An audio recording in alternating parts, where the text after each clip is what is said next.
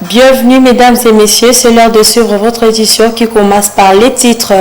Nouveau rebondissement dans le dossier de la création des lotissements provisoires du bloc Congo et Asika d'une superficie de 550 hectares à Kassindi Loubiria, secteur de Rwenzori, à territoire de Beni.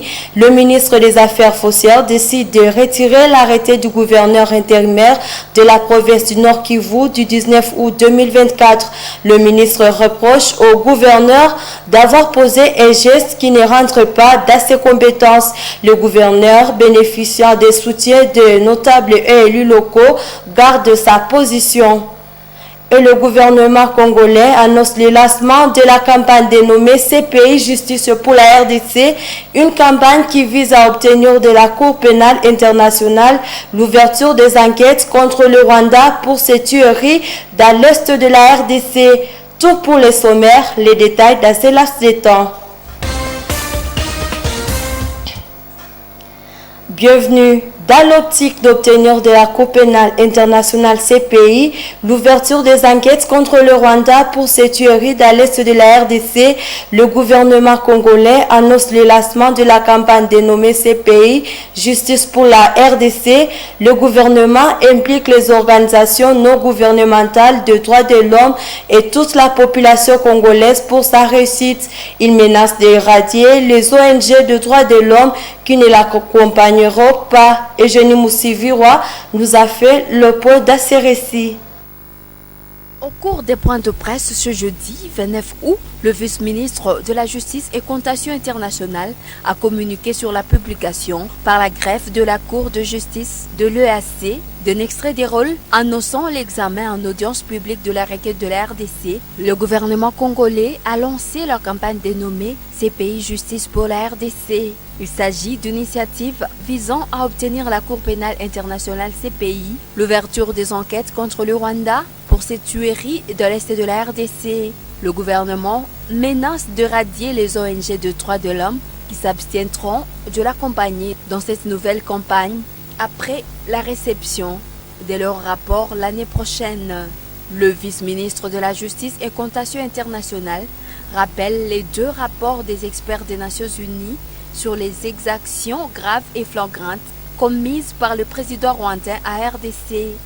Pour lui, il s'agit donc des évidences pour que la CPI cesse de tarder pour ouvrir des enquêtes devant conduire aux sanctions contre les auteurs de crimes perpétrés à RDC qui, du reste, relèvent de sa compétence.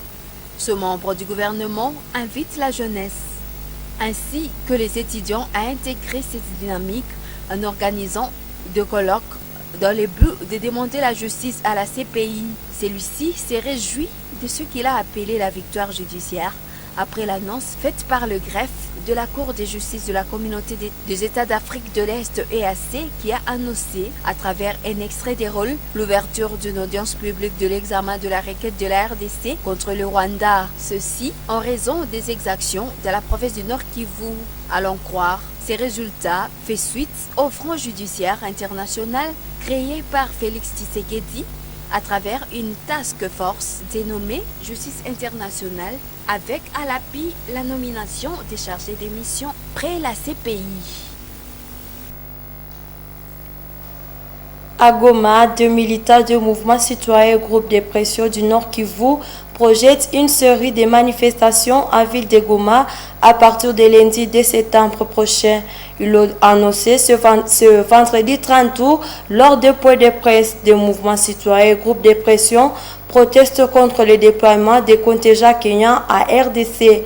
De détails avec Grace Kaniki. Lors des points de presse tenus ce vendredi en ville de Goma, le collectif des mouvements citoyens et groupes de pression du Nord Kivu a annoncé une série de manifestations de ce lundi 2 septembre. À travers ces actions, ces mouvements protestent contre la décision du gouvernement congolais consistant à déployer les contingents kenyans en République démocratique du Congo sous couvert de la MONUSCO. Les mouvements citoyens et les forces vives projettent des actions continues dans la ville de Goma jusqu'au départ de la MONUSCO au Nord Kivu. tunaambia gouvernement iprendre vitu au sérieux, waangalie vile watakondane ule mtu mwenye aliweza kufanya massacre ndani ya. Voilà pourquoi nous appelons le gouvernement à sanctionner les malfrats qui avaient causé tel acte.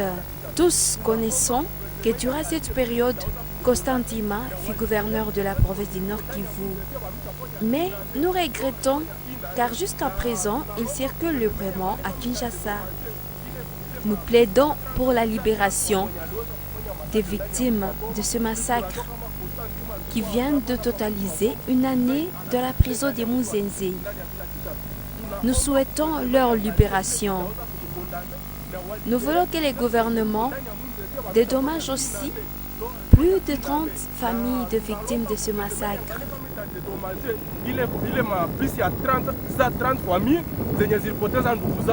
Ces mouvements précisent à l'opinion nationale et internationale que la mission de l'Organisation des Nations Unies pour la stabilisation en République démocratique du Congo, MONUSCO, a déjà effectué plus de 20 ans à RDC et cela dans une mission dont les résultats se révèlent chaotiques jusqu'à ce jour.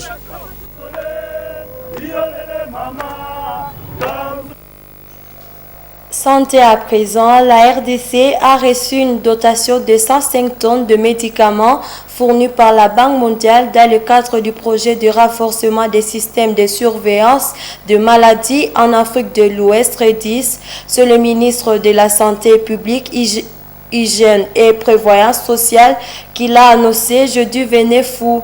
Roger Kamba avance qu'il s'agit d'une dotation pour lutter contre la Mpox. Le point avec Nelly Mwengesiali. Cette dotation est une réponse à une demande formulée par la coordination des urgences de santé publique.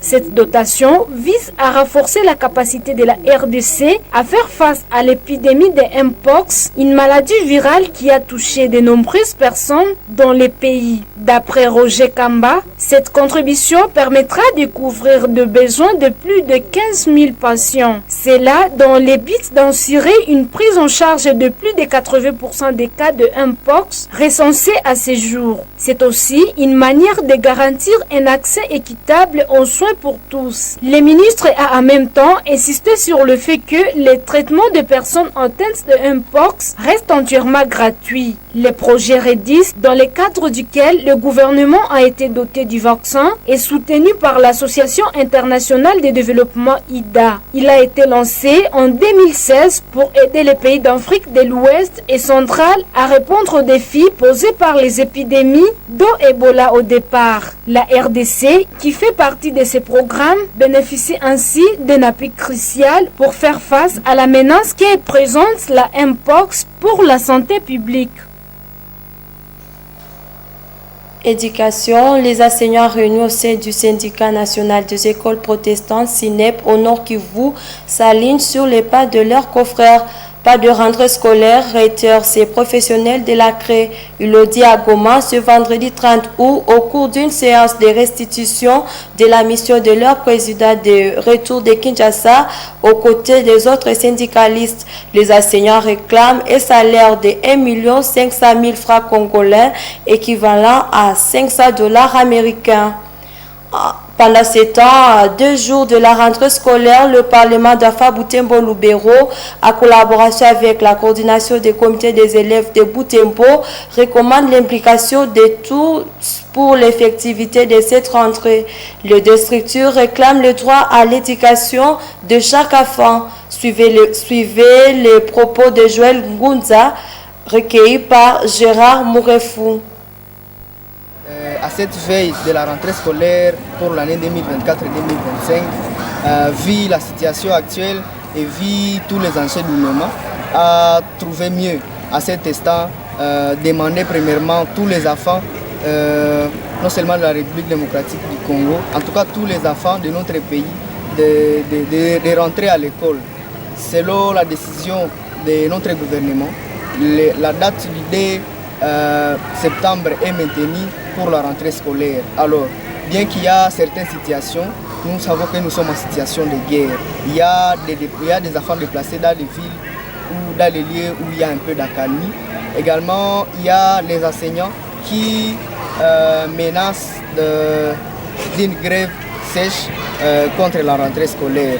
C'est ici que nous donnons notre position, celle d'appeler les enfants d'aller à l'école malgré tout ça, parce que notre gouvernement a demandé à ce que tous les enfants partent à l'école.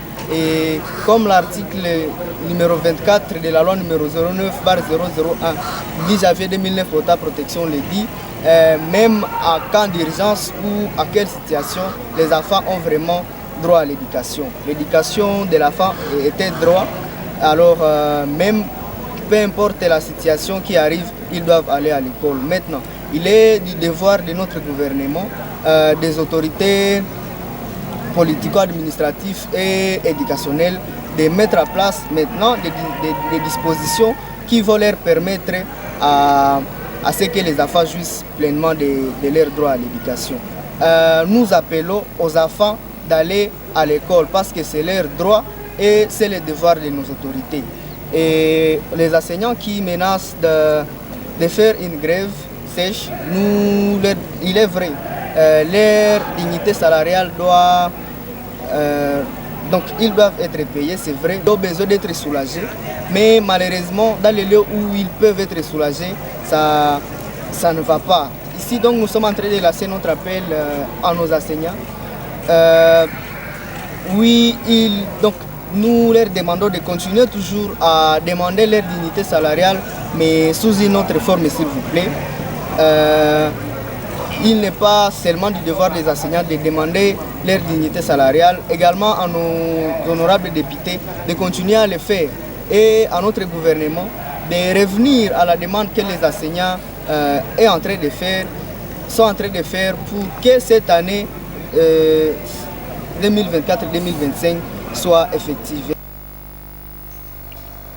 Un appel soutenu par les autorités scolaires de la province éducationnelle Nord Kivu 2 en sous-division d'Indiapanda. Le responsable appelle les écoliers et élèves à se présenter au cours ce lundi 2 septembre. Contacté par la presse de la province éducationnelle Nord Kivu 2, celui-ci a confirmé que les cours reprendront bel et bien au début de la semaine prochaine. L'Union de la jeunesse catholique UJC en Douané Mukuna a amorcé ce vendredi 30 août un atelier de formation. Cette activité concerne tous les mouvements d'action catholique, MAC et le groupe d'approfondissement spirituel Grâce du Douané Mukuna. Durant 2 jours, le représentant de MAC et Grâce seront outillés sur le thème principal mondialisation et sécularisme. Suivez le reportage de Gérard Mourefou. L'atelier de formation amorcé ce vendredi 30 août par l'Union de la jeunesse catholique du Douané Mukuna se déroule dans la salle Lestonac. Le représentant des groupes d'approfondissement spirituel et mouvements d'action catholique venus des paroisses Vorema, Veore, Rwenda, Butahira, Tchabouiri, Liambo, Mizebere et Mukuna en sont les participants. Ceux-ci poursuivent une formation sur la mondialisation et sécularisme. Yaongozwe katika utaratibu na bila vurugu. Roger Kanzeire, coordonnateur de l'UJC Douané Mukuna, a expliqué que cet atelier s'inscrit dans le cadre de la revivification des liens et d'unité entre tous les mouvements d'action catholique et groupes d'approfondissement spirituel de ce doyenné. Nous avons constaté qu'il y a plusieurs défis au sein de la jeunesse. Et premièrement, il y a l'alcoolisme, il y a le non-respect des autorités par rapport à la jeunesse. Il y a aussi beaucoup de défis en fait, qui présentent la jeunesse. Nous avons constaté que nous avons plus de ces défis-là, il faudra qu'on puisse réunir ces jeunes-là. À part ça aussi, ce qui nous a plus motivés, c'est que nous avons constaté en fait, qu'il y a un désaccord, qu'il y a une désunion entre les groupes des jeunes et l'UJC. Nous avons réuni les représentants de MAC et Grâce, donc les représentants des mouvements, et nous avons aussi réuni les coordonnateurs de l'UJC au niveau de chaque paroisse. Alors nous avons estimé qu'avec ces gens-là, nous allons discuter ensemble et trouver une solution pour résoudre nos problèmes au niveau interne. Roger Kanzeire a montré qu'il sera aussi question de former les jeunes des 9 paroisses du doyenné Mukuna sur l'entrepreneuriat. Nous les appelons vraiment à l'entrepreneuriat parce que la plupart des jeunes estiment que peut-être lorsqu'ils sont diplômés, ils ont eu par exemple des diplômes, il est licencié, lui il estime que quand il est licencié, il aura vraiment de beaux boulots. Mais ici, nous voulons les montrer que normalement, avec le peu que vous avez à la maison, même si c'est quelques 2 cobayes ou 3 cobayes, quelques 2 poules, vous pouvez gagner votre vie. Après cette formation, qui durera 2 jours, tous les participants auront la tâche de restituer la matière apprise chacun aux jeunes de sa paroisse d'origine.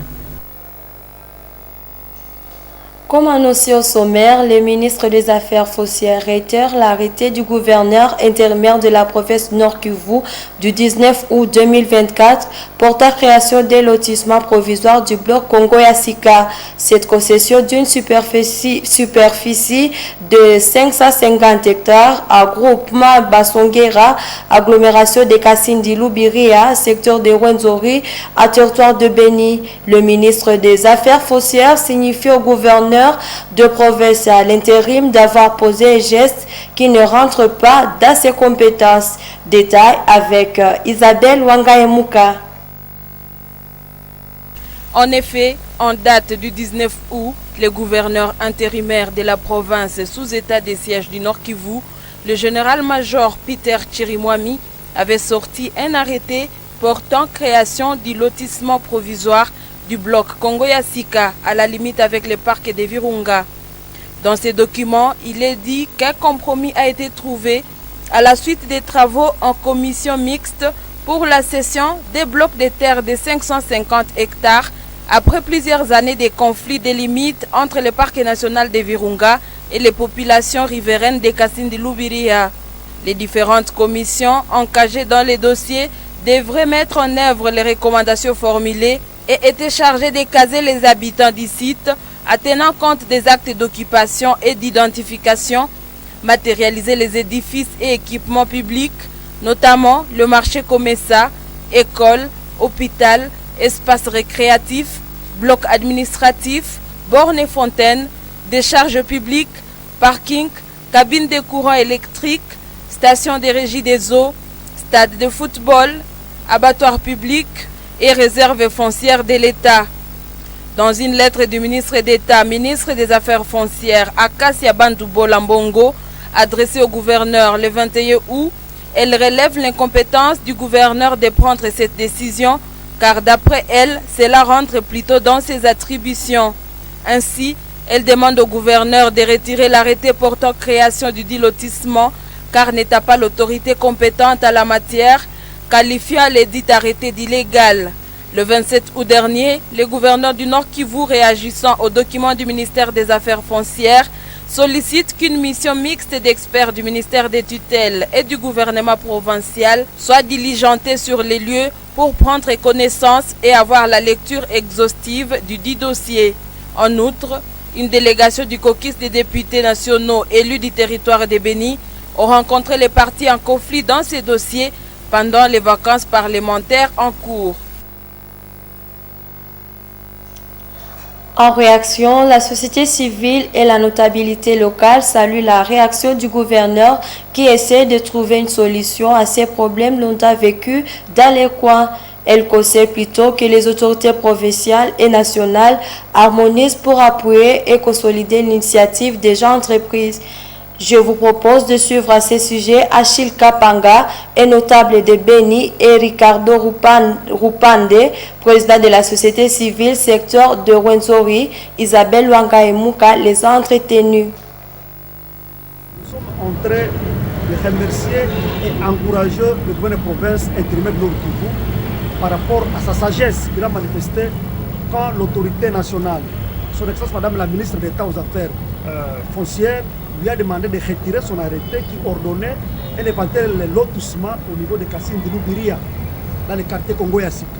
La manière avec laquelle le gouverneur a répondu prouve en suffisance qu'il évite les conflits de compétences, il évite le conflit de textes légaux. Donc, c'est l'occasion pour nous de demander à tout le monde qui voulait en profiter pour commencer à intimider, à arrêter la population, de cesser. Il faut que ça cesse.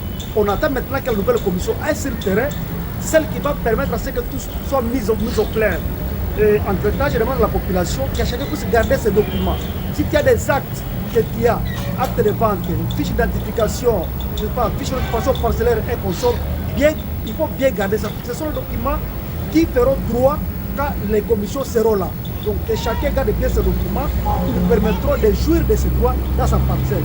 En tout cas, nous pensons que si les autorités continuent à collaborer et à travailler comme ça, dans le respect des normes et des textes légaux, on peut de ces pays à l'être.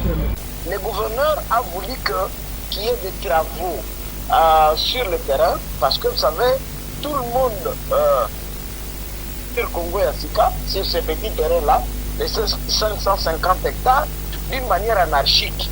Et le gouverneur a voulu qu'il fallait qu'il y ait lotissement provisoire, c'est bien provisoire là-bas, parce que les gens ne doivent pas vivre, bien qu'ils s'étaient installés eux-mêmes là-bas de manière anarchique, mais il faut que l'autorité quand même mette un peu de l'ordre. Son arrêté portant lotissement provisoire maintenant, c'est une mesure d'ordre.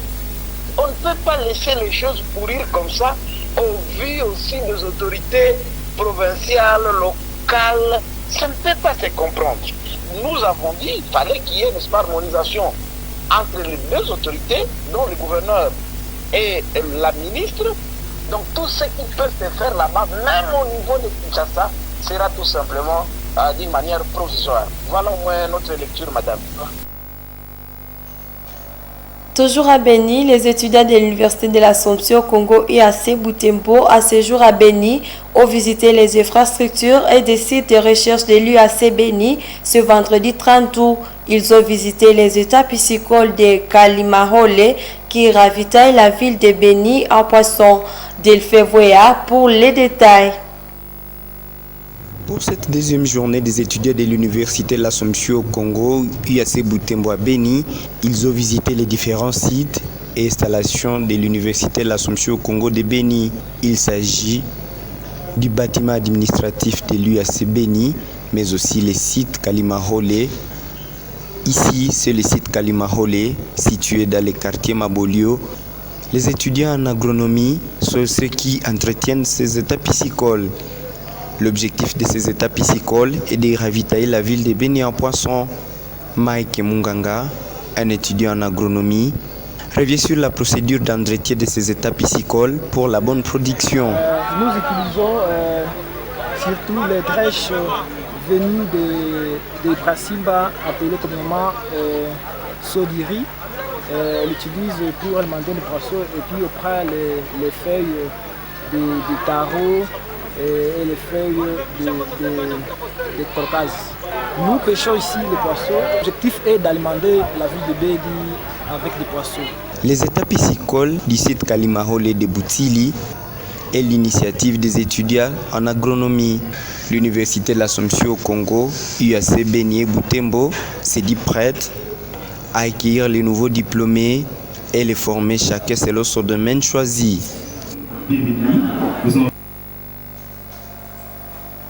Fin de cette édition. Merci de nous avoir suivis. Au revoir.